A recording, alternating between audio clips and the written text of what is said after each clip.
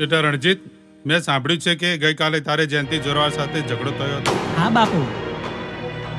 શું થયું હતું? બાપુ, પૂજારીની દીકરીને પેલો જયંતિ જોરાવર હેરાન કરતો હતો, પણ મેં તેને જબરો મેથી પાક ચખાડ્યો. જયંતિ જોરાવર? દીકરા, તું એની સાથે શું કામ બાજી પડ્યો? શેતાનને પણ સારો કેવડાવે એવું એનું કામ છે. ના દીકરા ના, તું એમનું નામ ના દઈશ. તે માથા ભારે છે, તેમના જેમ આપણે ક્યાં લડતા ફરીએ.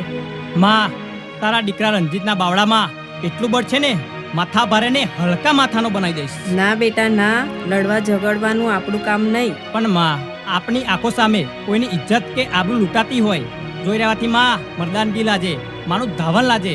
માં, હું તો તારો દીકરો છું. બેન દીકરોની આબરૂ માટે કદાચ પણ મારું માથું કપાઈ જાય ને તો મને આનંદ છે.